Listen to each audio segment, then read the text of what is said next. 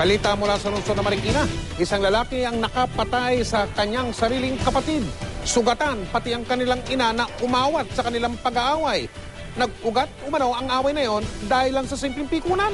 Si Ivan Mayrina, naka-alerto 24. Bakas pa sa bahay na ito sa Barangay Malanday, Marikina ang krimeng naganap bago magtanghali kanina. Napatay ng 39 na taong gulang na itatago natin sa pangalang Dong ang kanyang kuya.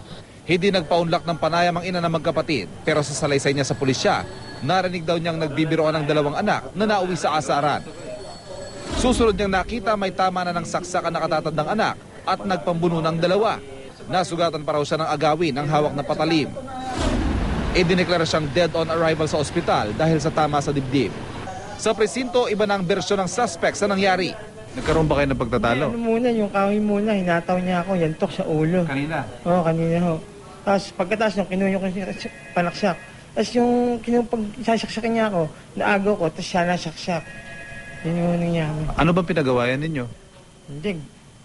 Galit to sa akin lagi yung kapatid ko. Hindi ko alam bakit eh. Hindi rin daw itong unang pagkakataon na sinaktan siya ng kuya.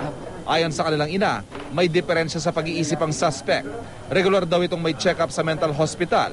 Ma-determine natin na meron nga siyang mental illness. So, i-inquest pa rin natin yung kaso sa prosecutor's office at bahala na yung fiscal na magano sa kanya. Magbigay ng recommendation kung siya ba i-detain o dadalhin natin dun sa National Mental Hospital. Isa sa ilalim sa inquest ang suspect at pansamantalang mananatili muna sa istasyon ng pulis habang inaantay ang desisyon ng piskalya. Ivan Mayrina, naka-alerto, 24.